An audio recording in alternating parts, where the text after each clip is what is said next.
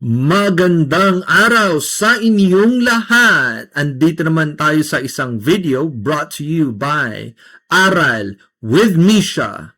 So ngayon, pag-uusapan natin ang percentage increase. Grade 7 math po ito. So diretso na po tayo. So makikita natin na may decimal, percentage, and fraction. So makikita natin dito yung relationship nila. So as a decimal, para maging percentage, kailangan nyo lang siya i-multiply that by 100 or move to decimal places. So 0.5, ibig sabihin yan, yung kasunod ng digits to the left are actually all 0. So hanapin natin yung percentage, move 2 places, so nandito na yung dot mo. So 50%. Kung sa fraction man yan, drawing tayo, isipin na lang natin, is actually 1 pizza. So, 2 yung total slices niya. And 1, ibig sabihin 50%, 50% yung kinain mo. So, isang slice. So, that's actually 1, yung kinain mo. Ilan yung total slice? Dalawa. 1/2. Okay? So, dito tayo sa 1/4. Okay. Kung sa fraction na, kunyari 1/4, yung sa second line na tayo, ang taas niyan is the numerator. Numerator stands for ano yung part na, kunyari, kinain mo, ano yung part, one particular share sa buo. Okay? Isang part ng buo. Kasi yung denominator mo, yan yung buo. Denominator. Okay? So, 1/4. Kunyari yan yung fraction na 1/4. Ibig sabihin 4, 4 yung slices. Isa yung kinain mo dyan. Okay? 1/4. 1/4.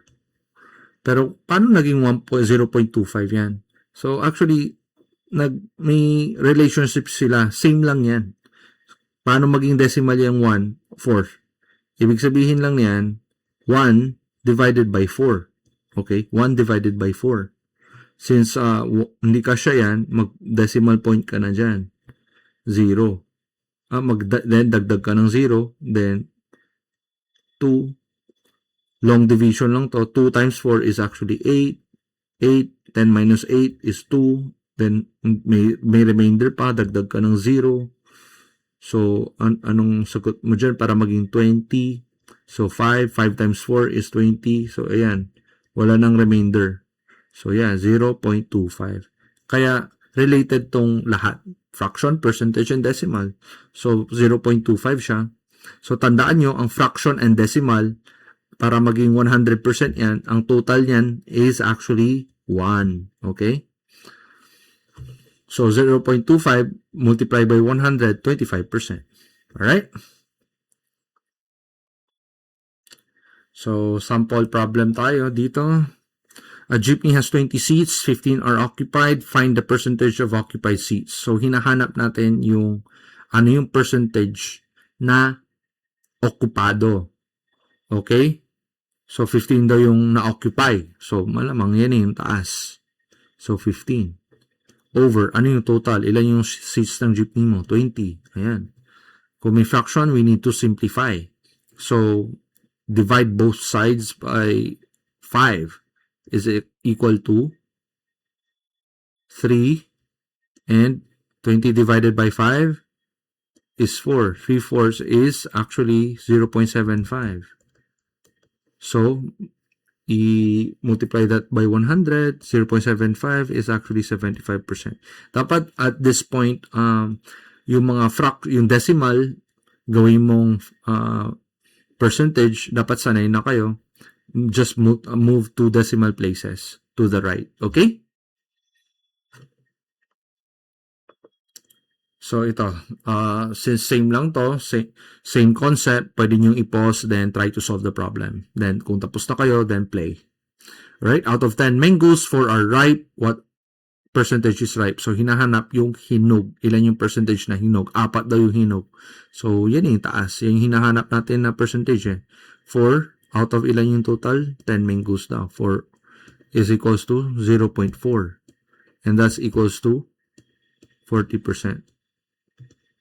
That's 40%. Okay? Alright. So next, a class has 25 students and 20 pass the quiz. What percentage failed? So sulat natin. Total students is equals to 25. Ilan yung pass?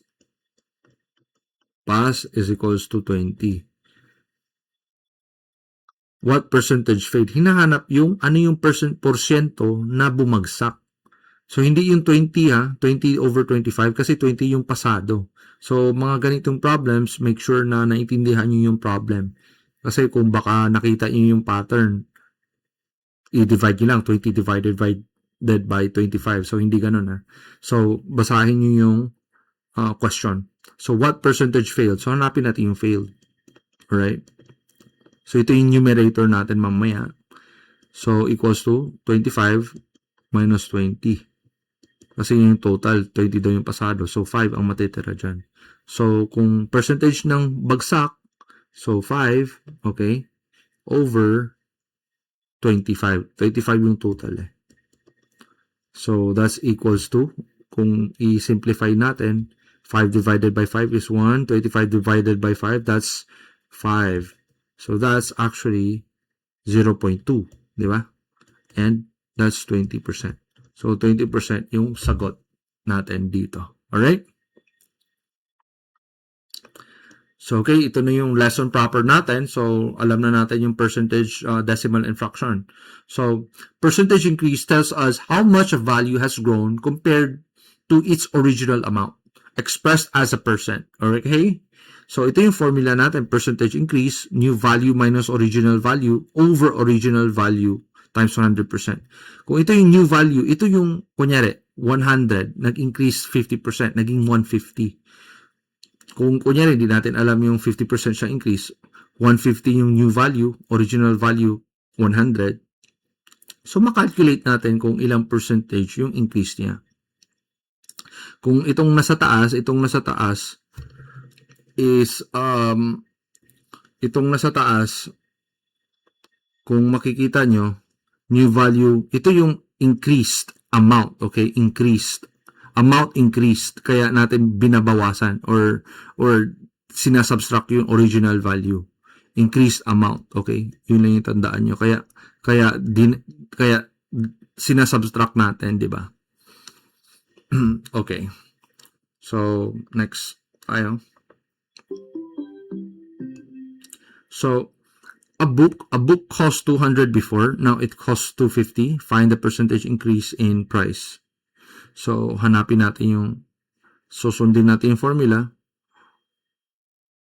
250, okay, minus 200. So, ito yung difference, yung increased na yung tinaas. So, 50 yan, di ba?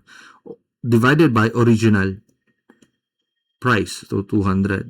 So, hindi ako sanay sa, mas prefer ko na hindi ako maglagay ng times 100 kasi kung makikita ako na fraction siya, gagawin mo lang yung fraction to percentage. So, okay, 250 minus 200, that's 50. 50 over 200. So, that's actually equals to, that's 1/4. So, 1/4 is equals to 0.25. Diba? And to make that as a percentage, that's 25%. So, yan yung percentage increase.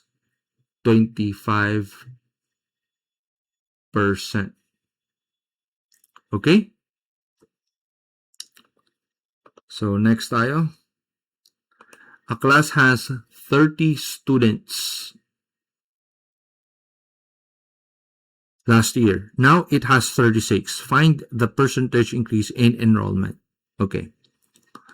So, 36 minus 30 divided by yung original 30. Okay? So, 6 divided by 30. So, simplify. Divide both numerator and denominator by 6. That's 1. 1/5. 1/5 is equals to 0.2. That's 20%. Okay? 20% increase in enrollment. Okay, kayo naman dito, pwede nyo i-pause yung video, then subukan nyo, then try to solve the problem. Kung tapos na kayo, then play. Alright, a barangay population grew from 2,500 to 3,000. Find the percentage increase. So, 3,000 minus 2,500 all over, ilan yung original? 2,500. So, that's equal to 500 divided all over 2,500. So, both zeros cancel out.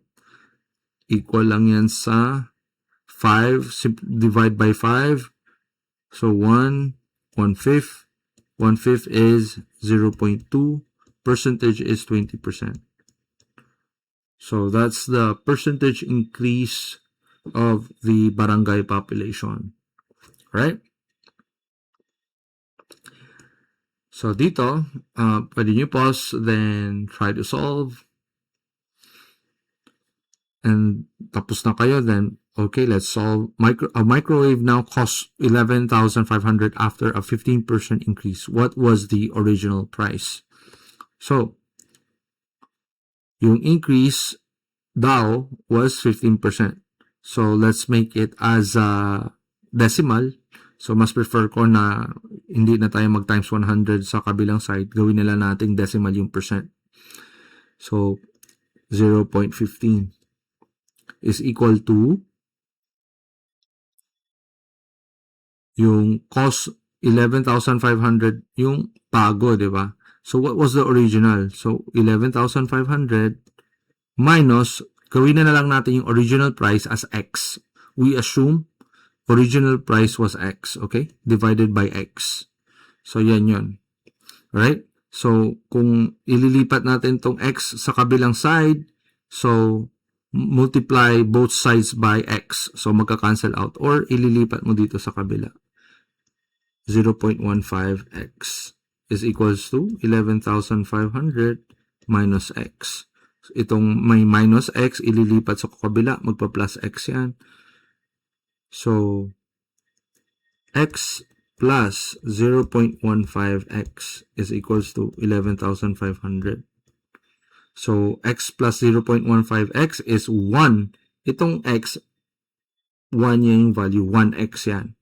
So, 1X, 1 plus 0.15 is 1.15. Okay? Kapag makikita nyo may X lang, walang number sa harap, understood as 1 yun. Okay? So, 1.15x is equals to 11,500. So, x is equals to 11,500 all over 1.15. X is equals actually to, that's 10,000. So, yung original price is 10,000. Okay? Sa next mga lecture, sa mga susunod na lecture, tuturuan ko kayo ng mas shortcut kung na-understand nyo yung value na kunyari increase by 15%, nag-increase siya, so automatic 1.15 yun ng X ng original value mo. Then, new value 11. Pwede nga kayo diretso dito sa solution na to kung maiintindihan nyo. Hindi na kayo gagawa ng itong part na on the left side. Kung ito, analyze natin 1.15 kasi nag-increase daw ng 15% increase. Kung sabi mo 1, ito yung buo. Yan yung isa. Nag-increase daw ng 15%. So, 1.15 X original price. Okay? Then, nag-equal sa 11.5. Then, diretso mo na. X equals to 11.5 divided by 1.15. Diba? So, okay. Next tayo. Pwede nyong i-pause yung video. Kung tapos na kayo, play nyo ulit. A pair of shoes originally cost 1,200. The price increased by 10%. What is the new price? Okay, gusto nyo gamitin natin yung shortcut method by analysis lang. So, what is the new price raw? Okay. Original cost, 1,200 daw. nag-increase daw siya ng 1. Kunyari 1, di ba? 1 is yung buo, 1,200. Nag-increase ng 10%. So, 1.1, di ba? Diyan mo ilagay yan, 1.1. So, yan yung new price niya kaagad, di ba? One-liner lang. One-liner lang times 1.1. That's 1,320. O, di ba? So, 1,320 yung new price. So, yan yung sagot. Kung gusto mo, long method tayo, like gamitan natin ng formula, or hanapin mo yung how much was the increase, okay? So, pwedeng ganitong concept lang, 1,200, yan yung original price, di ba? Nag-increase ng 10%. 10% of what? Siyempre, doon ka sa original price. So, 1,200 increase 10%. So, 0.1. So, this is the new price. So, 1,200 plus 10% ng 1,200 is 120. So, kung yung tanong is, how much was the increase? Ang sagot is 120. 120 was the increase. Okay? So, ito yon. Pero ang tinatanong dito, what is the new price? So, yung increase, 120, idagdag mo sa original price na 1,200. So, ang total niyan is 1,320. Okay? Kung na-analyze nyo, pwede nyo i-gawin kaagad shortcut, 1.1, kunyari, 25% increase, 1.25 yun. Okay? So, right? Okay, so, ito na yung kung hindi pa kayo nakapag-subscribe, please subscribe po. And kung nagustuhan nyo yung video, please like. Malaking tulong po ito para makapagpatuloy tayo sa paggagawa ng mga videos. And parang support na rin po sa ating channel. And don't forget to subscribe po.